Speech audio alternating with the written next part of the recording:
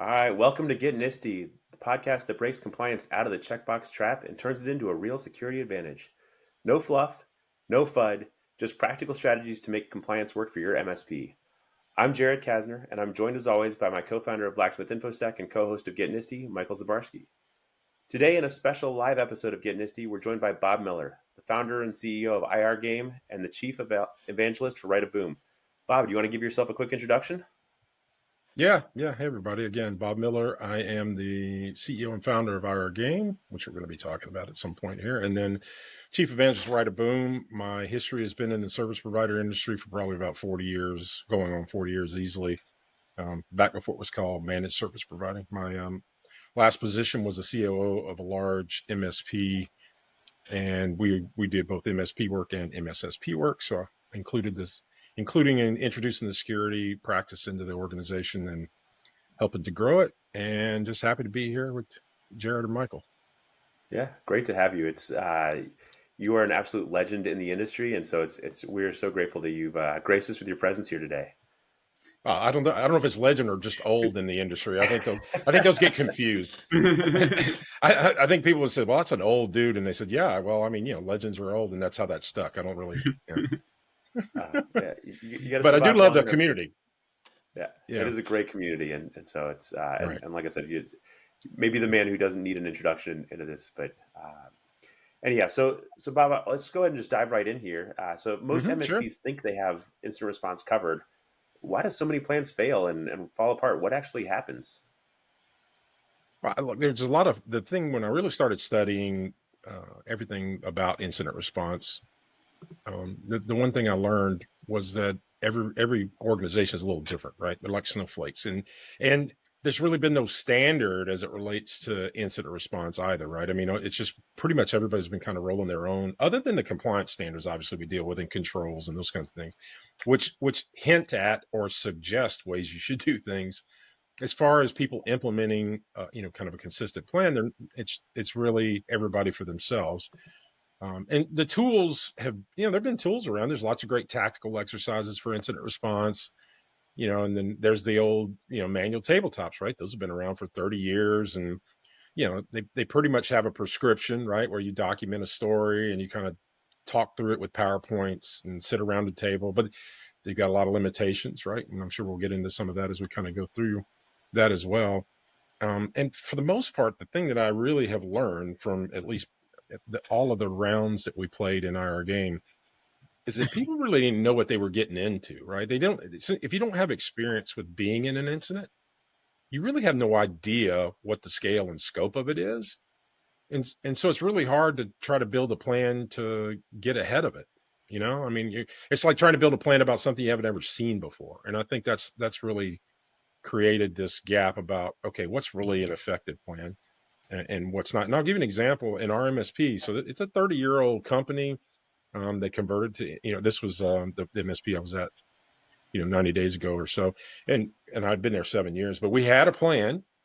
We practiced that plan twice a year. This was a 30-year-old company, and about 15-year-olds converted to managed service providing. I guess close to 20 now.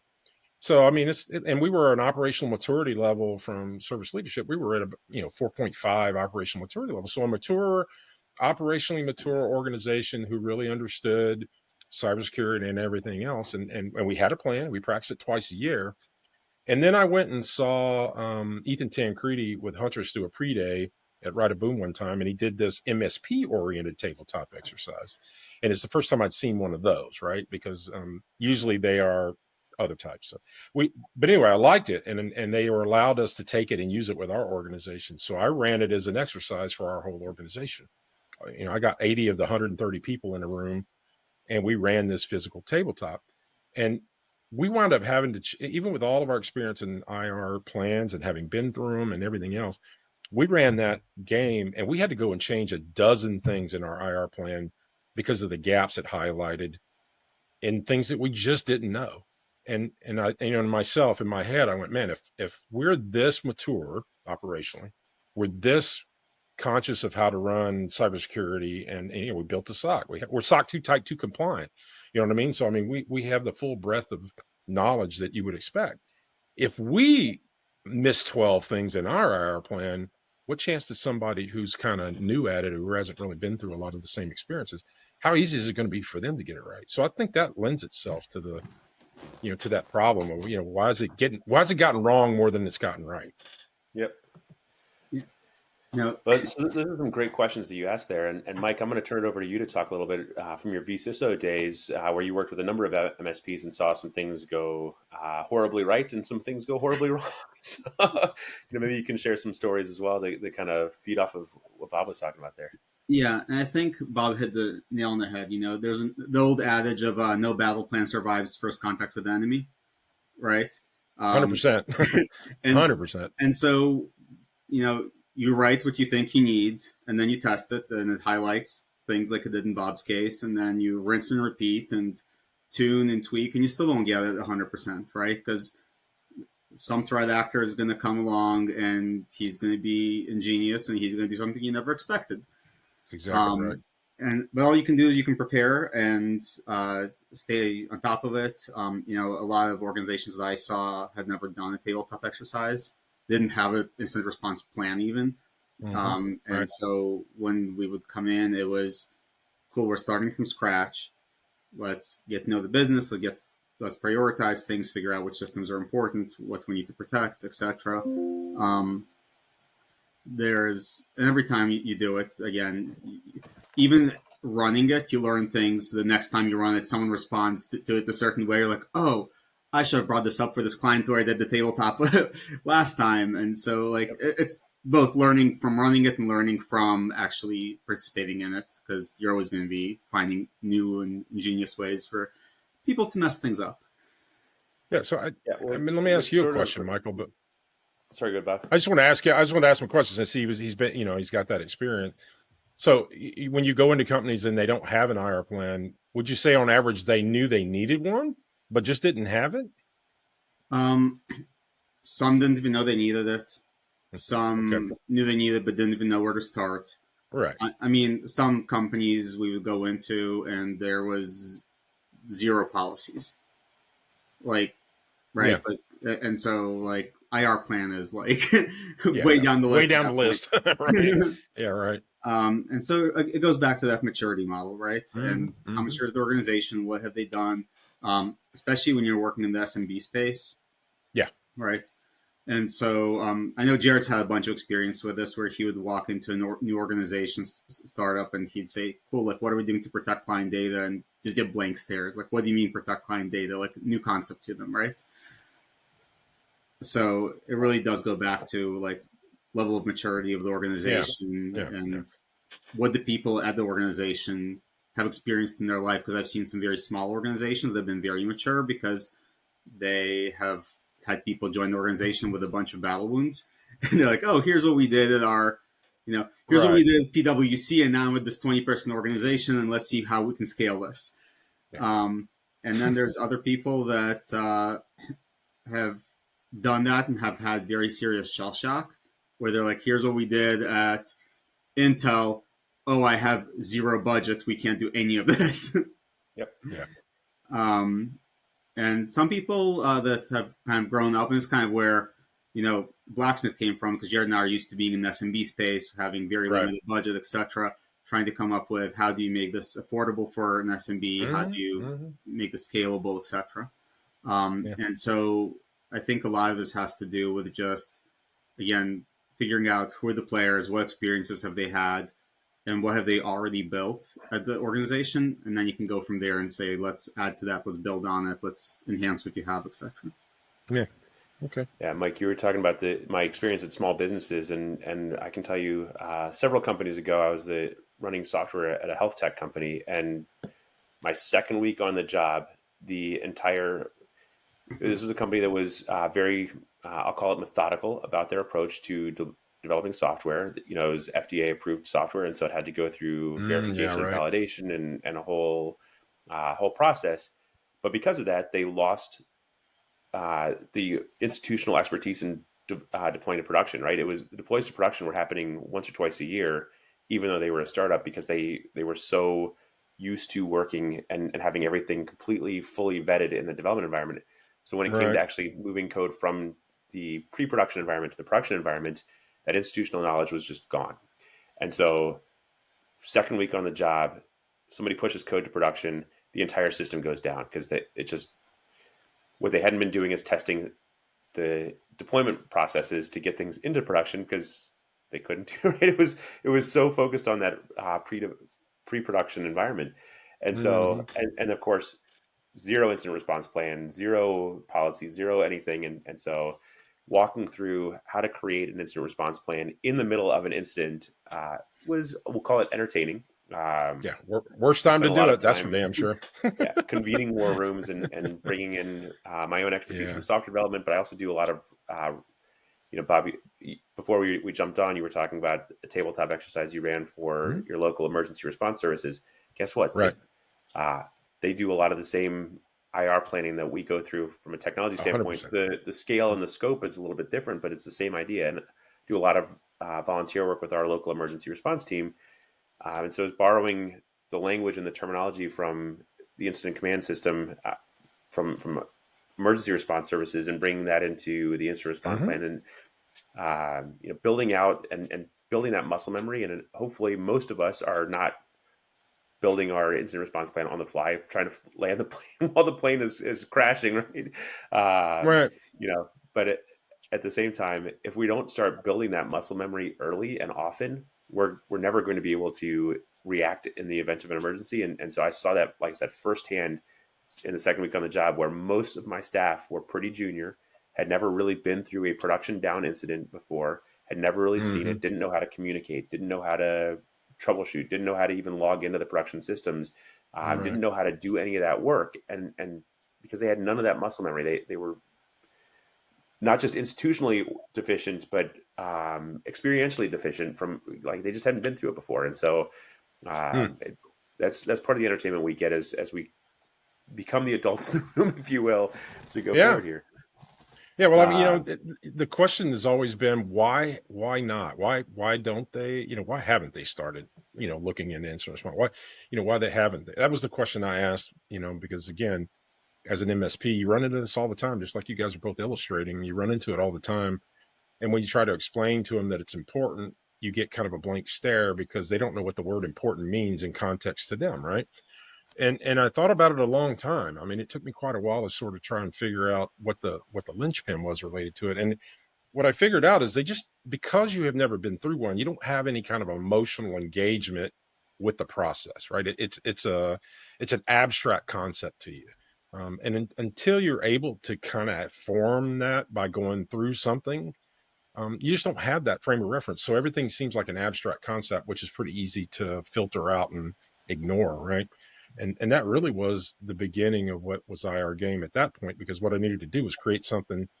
There's a lot of reasons to do it the way we did it, but one is it had to be super easy, non-technical, because I needed those decision makers to be willing to take part in it so that I could get them in the room. If I could ever get them in the room, if I could ever get them in the game would do the rest. I wasn't going to have to do anything else but just get them in the room, right?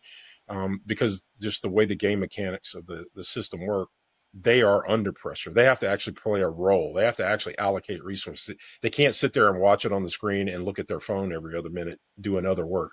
They have to be engaged, right? And then the story is very immersive, and then how the system works is very immersive. And that's how that all started. Was, okay, I have to try to build an emotional bridge between an abstract concept and their decision-making process about risk. And that really was the beginning of trying to develop the mechanics to make that happen. Yeah, because at the end of the day, if you can't simulate that pressure, that intensity, then it's not that you can't learn anything, because you still can learn something. But if you can't simulate that, then when the proverbial fire is burning or poo hits the fan, like, how are you going to actually respond? And right, when your hair's on fire, it's like, we've all seen that meme of the dog sitting in the room that's on fire. Everything is fine, right? Like, we all know what that looks like, but how do we actually train ourselves to respond in a rational way when the room is on fire? And so, well, I mean, so there's a reason why when people train in the armed forces, when they have a live fire drill, there's not humans on the side of the trenches going pew pew pew pew pew. They don't do that. They actually take out big ass guns and fire them right over your head, right, while you're trying to navigate through the through the obstacles. And there's a reason for that, because unless you feel those compression waves, and unless you feel that that noise and just the environment, and as close to reality as you can get, then you really won't be able to handle the situation realistically. It's just not going to be realistic. So you're not going to know how you're going to react in those situations. So it's not something that's new. It's just that we really haven't had the tools or the tactics to do that in my opinion, in an immersive way with an incident response exercise. I think that pressure, like using timers and other things to just make you make decisions, and not giving you never have enough resources. You always have too much to do. It's not fun. I mean, it's not fun. It's fun like a roller coaster's fun. Yep. So it's half terrifying, half when you get over with it, you get that little bit of dopamine hit, like, hey, I survived that, and I made it through it, right? And so trying to figure out how to make that happen, in a virtual environment was kind of the trick. It really was the what we needed to figure out. Yeah. One of the things that I know you do in IR games that I do when I run physical tabletop exercises is remove people. You reassign. You assign random roles to people. I like every single time without fail. Whenever I would run incident response, I would say, "Cool, your director of IT is out camping, no cell service. Here's what happens. What do you do?" And half the time, there's no one has a clue. Oh, no. There's one tabletop I ran where they had an MSP in place, and the MSP's point of contact was the director of IT and no one else. And so I'm like, cool, he's gone. He leaves on Friday. This happens Friday evening. They have no way of getting in touch with anyone until Tuesday when he resurfaces because it's a long weekend. Now this malware has been spreading through your environment for 3 days straight with no repercussions, right? So that's another big thing as far as just cool, who's going to be the second in command? How do you make sure that how do we solve for the human side of IR, and how do we hey, who's going to be the second? How do we know who we reach out to? A lot of companies don't have an IR list to say, hey, I think one of my favorite things was talking with SMB when I was VSISO and we're doing a tabletop. They had cyber insurance. I was like, cool. How do you reach your cyber insurance? No clue. Yeah. What's their contact info? No clue. Yeah. Okay. Let's figure this out. Where is this stored? Not sure. Who's your cyber insurance provider? Well, this person knows. They're not in the room. Okay, cool. So it's just again, just capturing all that information, having hey, if you're going through an incident, what are how do you reach out to people? Who do you need to reach out to? How do you get in touch with them? Right. One of the other things that I found interesting that I always recommend to SMBs and MSPs is a lot of them don't have a dedicated forensics team, legal team, etc. They're like, hey, if we have an incident, we'll call our cyber insurance provider and they'll deal with it. And one of the things I always encourage them is your cyber insurance provider has a bench of companies they work with. Call those bench organizations, form relationships. So when they're coming in, they're not coming in cold. They have some sort of knowledge of hey, this is Acme, whatever, Anvils, and here's what we already know about them, and let's go from there. Versus, hey, who are you and what do you want? Yeah, just as a practical exercise, if you've got cyber insurance, you should, you're always going to have the opportunity to talk to your incident coach, the legal firm who's attached to that insurance agent. They always offer you that free meeting at the beginning, right? And you should absolutely do that and meet with them, and and make sure that you understand what their processes are, what they're expecting from you, and they will tell you, hey, look, these are things you need to be careful about. This is the order of operations you should consider doing. Communicate. They'll harp on communications because that's usually what gets people in trouble, both internal and external. Yep. They'll give you a wealth of information in that free meeting that you should take. And to your point, there's so much we could talk about this, right? Because really, there's a world into itself about this. But should you use the incident coach that they provide you? Should you form a relationship with an incident coach that's not associated with the insurance company, but who can be approved by the insurance company to be a part of the bench that you're provided? smart hands, who are the forensic companies that that they have as part of your panel or your choice of panels. And I didn't know that there was, that there's situations where you get conflict of interest depending on, who you choose, who they pick as, okay, here's one of the forensic companies. Well, you have to go through a little process, and then you got to give them enough information for them to go determine whether or not they have a conflict of interest. In other words, they're also working with somebody maybe that you've affected. You don't know that going in, right? And you don't realize that could take you a day or two to interview and go through them to figure out, which one to actually use. Nobody even knows that that's a real thing. And it is, it absolutely is. And in some cases, because we talked to one and they gave us a price. We told them that we had a SOC, we had all of the telemetry, we'd done an initial evaluation, a forensic evaluation. We had everything for them to look at, and what we wanted them to do was look at our telemetry, make sure it was complete, and they either validate or invalidate our conclusion, which is a much more abbreviated engagement than if you got to go start from the scratch, get log files, do the whole thing, right? But when we give them that, we get a estimate back of $45,000, right? Which I know is more like the price when they're coming in from scratch, right? And so I tell the insurance company who was willing to pay that, I said, yeah, but I'm not. That's not what they really need to do. They just need to do this abbreviated format. And went to another one, and the next one had a conflict of interest. Then we went to another one, and finally, I didn't tell them what I was expecting to get back from them, but they sent back a quote that was in line with what I thought it should be, right? And they had the reputation of getting it done. That is not something people think about that's happening while the flames are licking the damn ceiling, right? I mean, you don't realize you got to be getting contracts back and forth and signed and all of that stuff before you can even engage a forensic company to kind of get into the fist fight with you.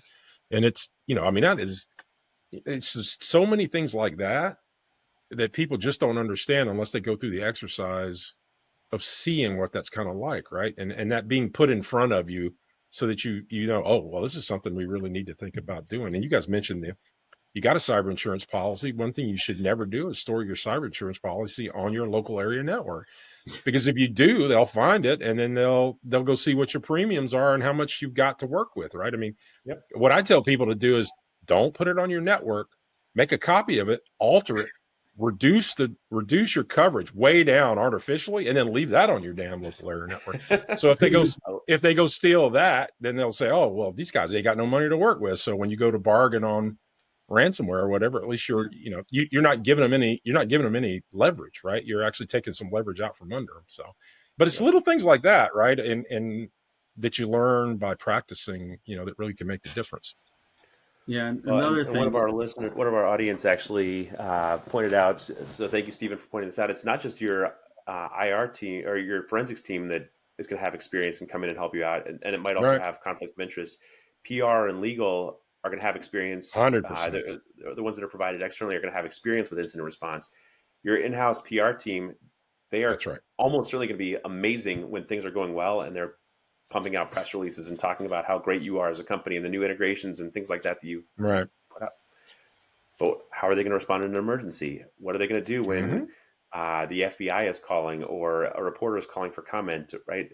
Is your legal team going to be able to quickly review documents? And I'm going to bring us into compliance here in just a second, but is your legal team going to be able to quickly review all of your contracts and figure out who you need to notify and how quickly you need to notify them? Do you have all that in a easy to access place, right? So getting those external resources that can help you in the event of an incident because they have experience in that, even if they're just providing advice to your in-house team, whether if you even have one, because a lot of small businesses don't have in-house PR or in-house general counsel, right? So well, so there's a subtlety with the legal things, and that's something that came out in one of the games here recently. And talking to an attorney, just because you have an attorney on staff and you have a conversation with them doesn't mean you're actually covered by client attorney privilege. There's an element where you need to ask them for advice.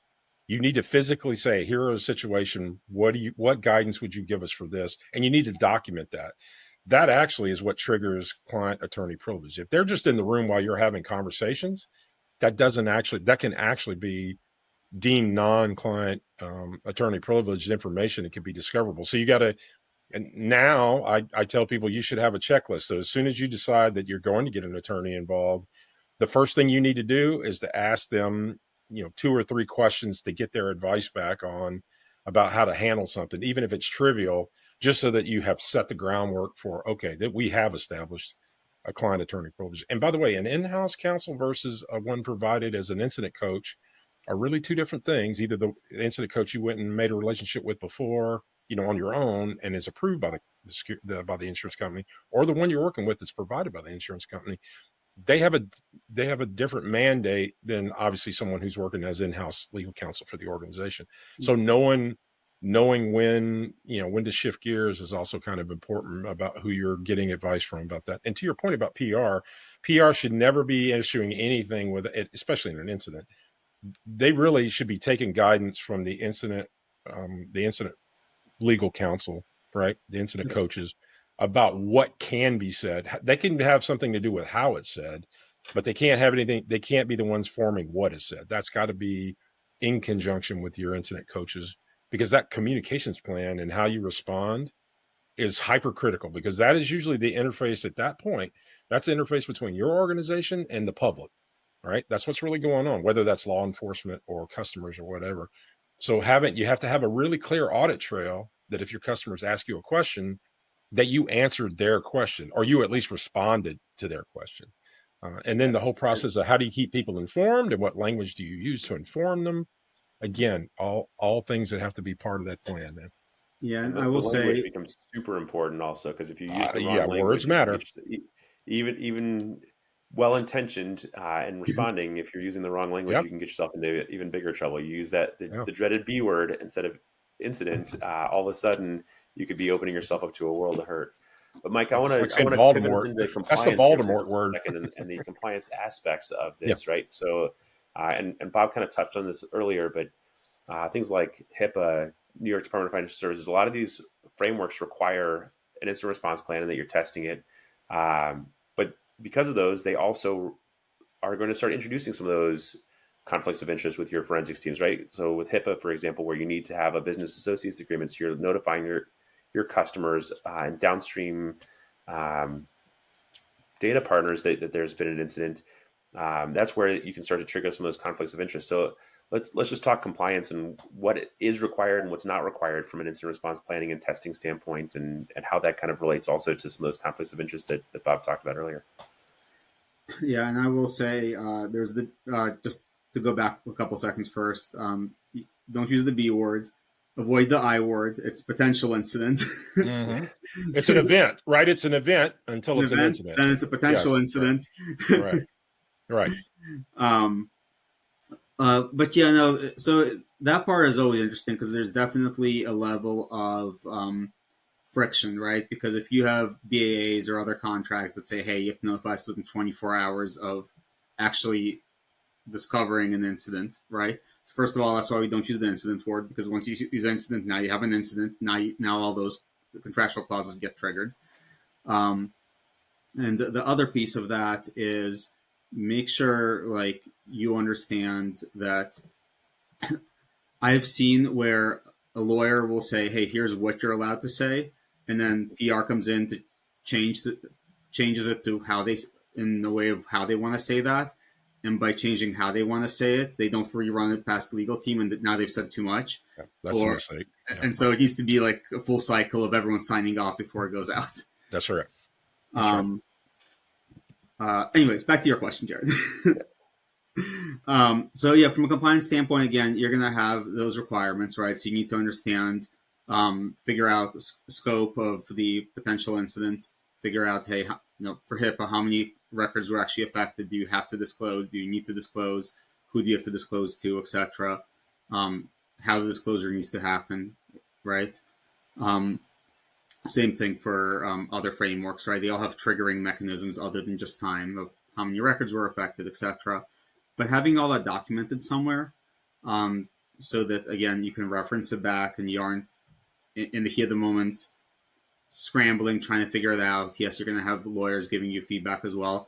But again, the guidelines are pretty straightforward, but having them in front of you to say, hey, give the lawyer as much information as you can, right? Lawyers are people too, I know. That's an argument to be had for another day. Yeah, controversial statements there. We'll get back Brad Gross to talk about whether lawyers are people or not. A separate conversation. But lawyers make mistakes, right? And so having the, hey, 500 records for HIPAA, having that and saying, hey, based on what we've seen so far, we've discovered from the IR team or the forensics team, we're at 498 records, 300 records, whatever. Then the lawyers can make those assumptions. But again, trust but verify. Just do a sanity check, make sure that this makes sense, because I've seen lawyers that are not great give bad advice, just like I've seen, doctors that are not great give bad advice sometimes, and every other profession out there. You have good lawyers and bad lawyers. Lawyers know what they're doing, and lawyers that are more junior and still learning, to your point of the development team that had never done this before, right? And so just, again, having all that. The other piece is trying to avoid doing contract review in the middle of an incident. So, and I've lived this, right? Like some company would have an incident, they would bring in my organization to help them with incident response. From the time that they had an incident and would bring us in, number of days had passed. I'd come in and be like, cool, like, who do we need to notify? No clue. We start doing contract review in conjunction with legal team, etc.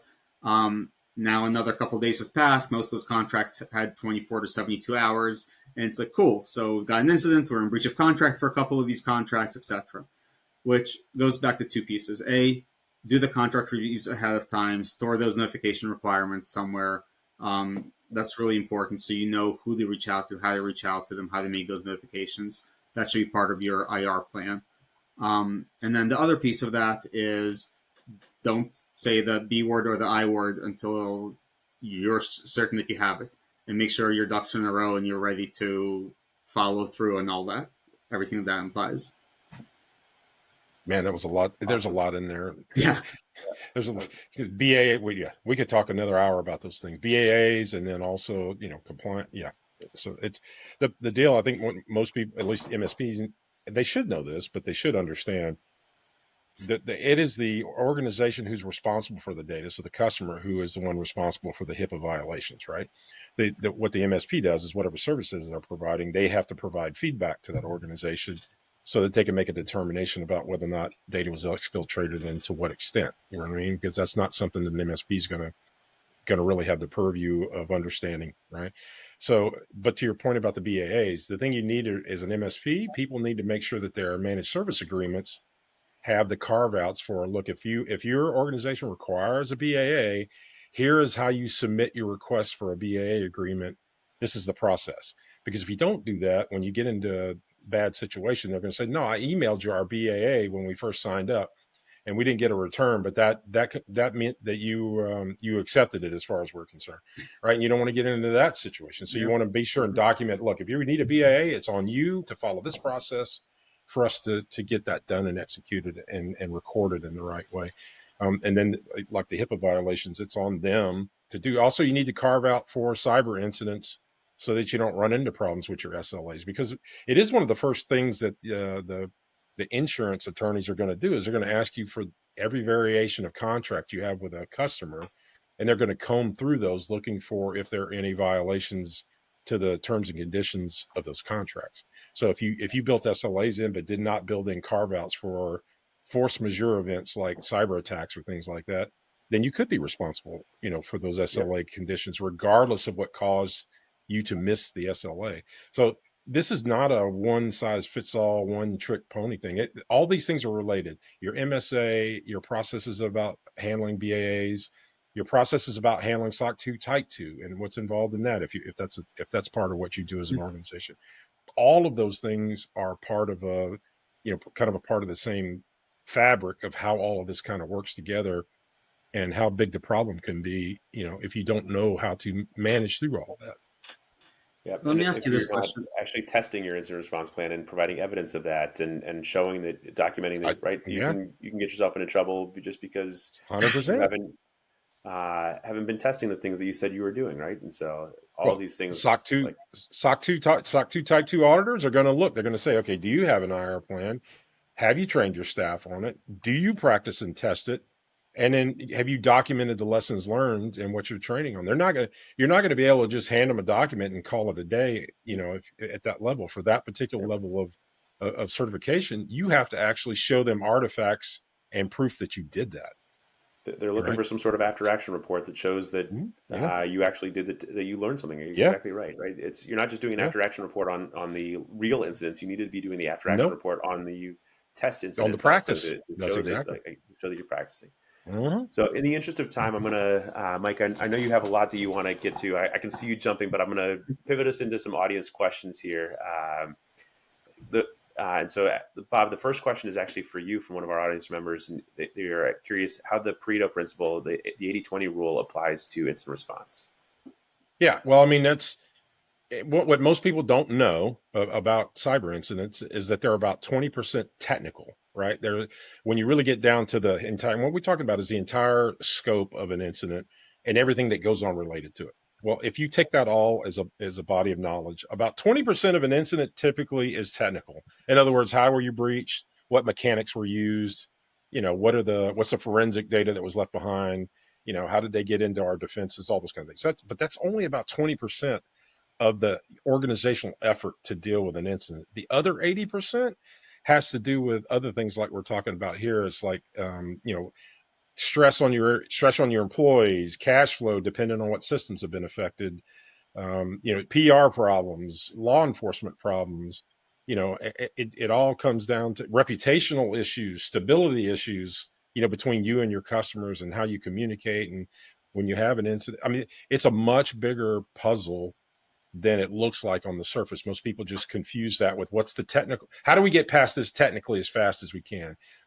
That's about 20% of the problems you're going to be dealing with. You're going to also have to be dealing with, okay, well, what happens if they exfiltrate some data about your employees and then start coercing them in order to disrupt your thought processes of the whole organization? That happens. That's not a dream. That's not a fever dream. That's happened in the past. They've gotten employees' information and said, hey, we know everything about you. You better tell your employers to pay the ransom or we're going to be coming after you next. They don't play fair, right? So that's the point. There's a whole lot more to it than just the technical element of it. Cash flows are really another example. If your systems are somehow compromised so that you have to stop people from paying you temporarily until you get it figured out. Well, temporarily could be 4 weeks. Are you ready for the cash flow hit of 4 weeks of not getting any cash in the door? Have you thought about that? Or God forbid, right? As soon as the FBI or Secret Service gets involved because of wire fraud, they start freezing bank accounts. How are you going to make payroll if your bank account is frozen? Do you have some mechanism to do that? Right? All of these things that's one of my favorite tabletops that Mike and I ran for a company. We're in the middle of it, and the inject that Mike pumped in was, oh, by the way, they just froze your bank account. The FBI or Secret Service just froze your bank accounts, and payroll needs. Now your payroll provider is calling, asking for authorization to run payroll, right. And just watching their HR team's eyes and finance team's eyes blow up. Yeah. Oh my God! The number of oh shit moments are a lot, right? When you really, because that's what you need to be. The exercises that you're practicing need to incorporate all of these facets that we're talking about, not just the basic blocking and tackling, because that is only going to get you so far. The reality of these things is a lot worse than that. I mean, honestly, it is. So you need to look for exercises that show the full scope of what the organization is going to be up against. All right. I think we have time for one last question. So, Mike, I'll turn it over to you. How detailed does an incident response plan need to be to meet NIST CSF or HIPAA requirements? Are checklists enough? What do I need to do as an MSP to get a good incident response plan? Yeah. So it's a checklist is probably not good enough just because you can't really workflow stuff in the checklist, but you need to have enough in there to understand, how to identify an incident. What do you do once you've identified, again, potential incident? When something triggers an event, an alert, what do you do with that? How do you escalate that? Who can declare that there's an actual incident? That can't be John in accounting. That has to be someone who actually has the authority to say, yes, like we have a full-on incident that we need to deal with at this point. and also capturing all the other stuff you can do after the fact as well, right? So it's like, how do we go from, hey, we got an alert, to, hey, we need to do some initial forensics to figure out what's actually going on, whether it's an incident or not an incident, potential incident, etc. But laying all that out so that you can hand that to someone and they can go through it. And there's two pieces. There's the incident response plan that's higher, a little bit higher level, and then there's going to be the actual. I just totally spaced on the word. The actual specific plans and workbooks for like ransomware, right? So the run books for, hey, if there's a ransomware incident, here's what we do. If there's wire fraud, here's what we do. And again, having an incident response plan is good because that kind of gives you the overall, hey, here's what we do as an organization. Having the run books, that's the word I was looking for, run books. Having the run books is super helpful in the heat of the moment, right? Updating it again regularly, at least annually, is a bare minimum. But again, after any potential incident, after any incident, after anything that comes up, go back to your incident response plan and make sure that it's there. So yeah, Stephen in the chat also pointed out, making sure that it's tied into your onboarding, offboarding process, so that you don't have random people. That's right. Well, look, that's for NIST. You definitely have to have the documented IR plan, and you definitely have defined roles and responsibilities, and your communication protocols have to be well defined. And then you got to have evidence that you're testing, just like we talked about before. That really covers the NIST part of the equation. And then HIPAA is a little bit more flexible because they're just expecting you to have policies and procedures in place and response and reporting controls documented about who's doing what. And then workforce training, that HIPAA was kind of operates in that level of detail, right? As compared to the NIST guys. NIST have a much more prescriptive set of requirements for you to comply with, right? Bob, I know Jared said that we're going to do one last question. That was it, but I actually have one last question for you. Sure. So one of the things I saw, not often, but a couple times when I was VCISOing, was an SMB has some sort of event. MSP starts responding, spends a bunch of time on incident response. They bring in the cyber insurance, and cyber insurance will not cover the extra T&M work that the MSP did because it's not covered in the contract. When you were at the MSP, did you guys deal with that a lot? Was that kind of...